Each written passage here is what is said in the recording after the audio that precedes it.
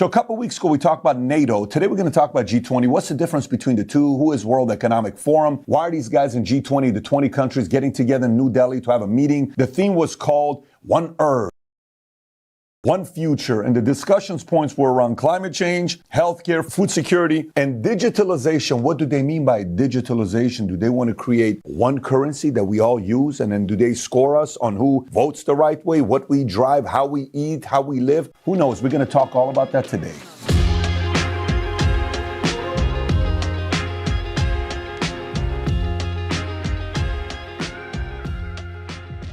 So if you get value out of this video, give it a thumbs up and subscribe to the channel. Let's get right into it. G20, it started in 1999. The original inception of it was after the Asian financial crisis as a forum for the finance ministries and central bank governors to discuss global economic and financial issues. So G20, NATO, World Economic Forum. G20 is different than NATO. NATO is military, G20 is economy. Then G20 is different than World Economic Forum because G20 is governments, World Economic Forum is private companies, just to kind of you know the difference between what these guys are. So who is part of the G20 members and why did two countries not show up to this year's G20 summit? The G20 members are Argentina, Australia, Brazil, Canada, China, France, Germany, India, Indonesia, Italy, Japan, Mexico, Republic of Korea, Russia, Saudi Arabia, South Africa, Turkey, United Kingdom, US, and EU. And two countries didn't show up, and I bet you can guess who those two countries are. Russia and China didn't show up to this year's G20 summit. Now, how big is G20? How much influence do these guys have?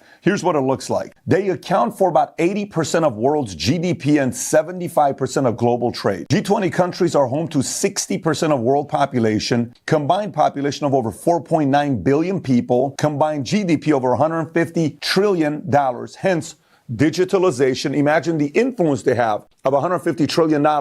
They get to say, if we want to have one currency that you and I have to lose, they got enough power and influence to be able to pull that off. It may take them 5, 10, 15, 20 years, but they're going to pull it off if that's what they want to do because they got that kind of influence. 80% of world's greenhouse gases. They're responsible for about 75% of world's military spending. G20 has been criticized for its lack of transparency and accountability, and they've been criticized for its inability to reach consensus on important issues. And despite these criticisms, G20 remains an important forum for international cooperation on economic issues. So remember earlier when I talked to you about the fact that the theme was one earth, one family, one future, and they had these different bullet points I want to talk about. There was a 70-page document called the G20 Policy Recommendations for Advancing Financial Inclusions and Productivity Gains Through Digital Public Infrastructure. Keywords. Let me say it again. Advancing financial inclusion. That's not the most friendly word, inclusion. There's a part of force in there. It sounds noble, but it ends up being through force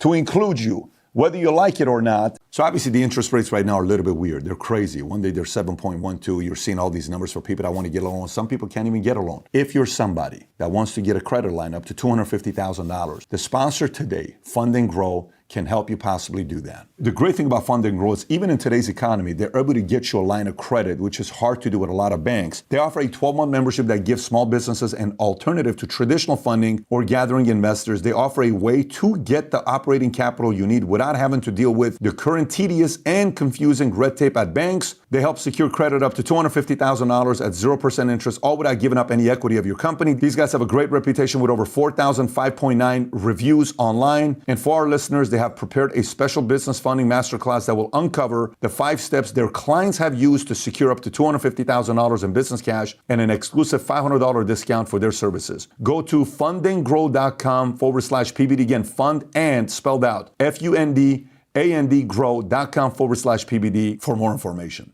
And then productivity gains through what? Digital public infrastructure. What are they talking about with DPI? Like digital public infrastructure. The acronym DPI was used 441 times. The term financial inclusion was used, ready? 263 times. Digital ID, 83 times. Government to person payments, 24 times. One more time. Government to person payments, 24 times. Do they want one government? If they're able to get one currency, what can they do with this? What level of control can they have? That's something some people are concerned about because it lacks transparency and accountability. So again, what's DPI? Digital Public Infrastructure. Interoperable, open, and accessible infrastructure supported by technology to provide essential society-wide public and private services digitally, such as identification, payments, and data exchange. They didn't say decentralized.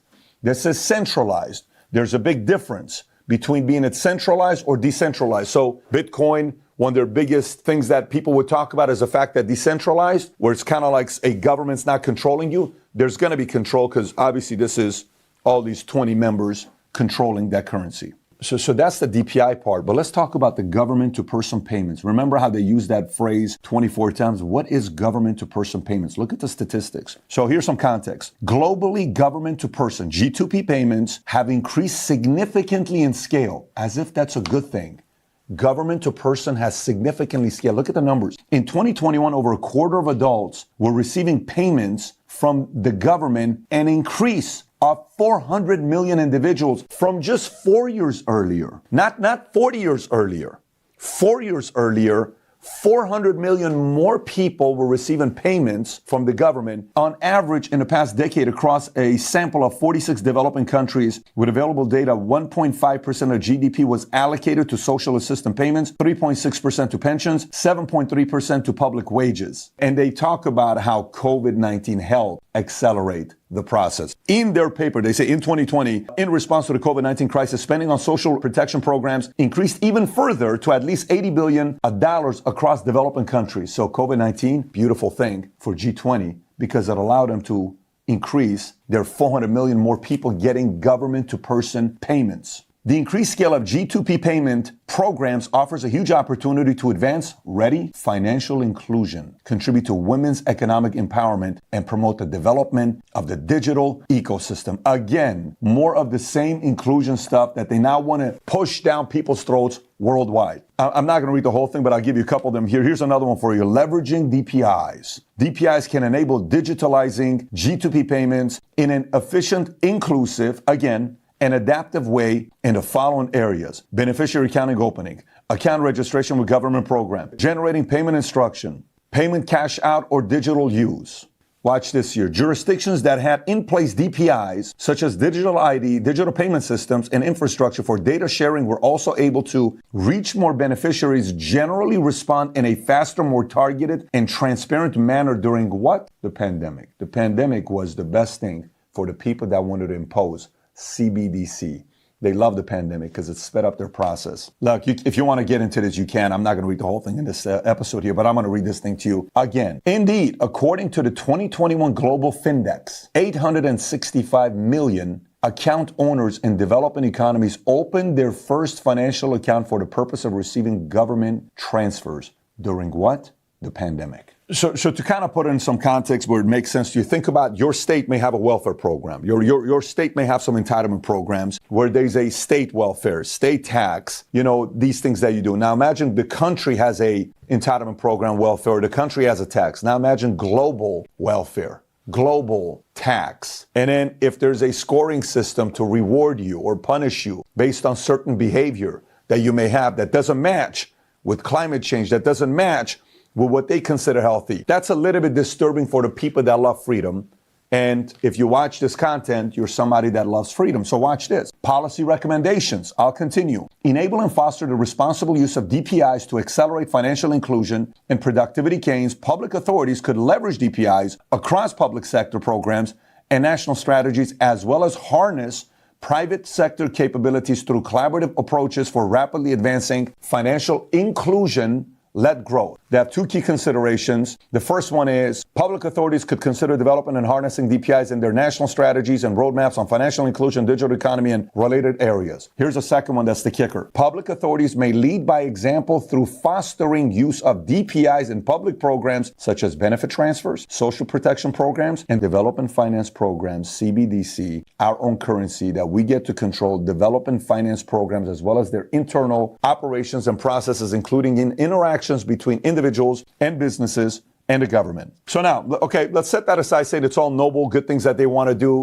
One of the organizations that was there, which is the BIS, was established in 1930. It is owned by 63 central banks. It stands for the Bank of International Settlements, representing countries from around the world that together account for about 95% of the world GDP. Now, here's who BIS is. So imagine the Federal Reserve. What the Federal Reserve is to U.S., BIS is to the world. So they kind of can dictate some of the things that can happen to the world economy. The BIS most recent CBDC survey covered a record 81 central banks representing close to 76% of the world's population and 94% of the global economic output. This is the BIS 2022 report. Survey found that 9 out of 10 central banks are now exploring CBDC, half developing or running concrete experiments. The survey also showed that more than 2/3 of central banks are likely to issue a retail CBDC in the short term or the midterm, which is within the next 6 years. The Atlantic Council 2023 separately tracked CBDC developments in 119 countries and indicates similar results. Over 40 countries have approached the IMF to request assistance through CBDC capacity development. And by the way, some people may say, well, come on, Pat, digital ID, what are you talking about? This is not going to happen. I mean, it's not like during COVID, EU didn't take on a digital ID and a passport while you were traveling for people to know you had taken the vaccine. Oh, no, they did do that. Really? So when I would go to the airport, I had to show them this digital passport so they could see that I took the vaccine? Yes. Okay, Pat, what's wrong with that? Well, CBDC, their own digital currency, more ways for me to control what you're doing, what you're not doing. So then the question becomes for you is what level of privacy are you willing to give up? What level of privacy are you willing to give up? You may say, what do you mean by that? What level of questions do you think you're comfortable with your boss knowing about you? What questions are you not comfortable with it? It's so weird in America. They're like, well, you can't ask an employee when you're interviewing them certain questions. Yeah, but the government can know if I took a vaccine or not while I'm traveling. For what? Yeah, but so this thing they push and you're like, no way, I'll never do that. And then you do. Okay? They listened. They're willing to conform. They push, no way, I'll never do that. Then you do. Because you're like, oh my God, I feel so judged by my coworkers. If you don't take this, you're not a responsible person. Oh my God. And then they introduce us. No way. Now imagine their vision is to come here, right? But they go, and gradually, and all of a sudden, you're like, no way, I did all of it. I gave up all my privacy. Exactly. That's what some people are uncomfortable with.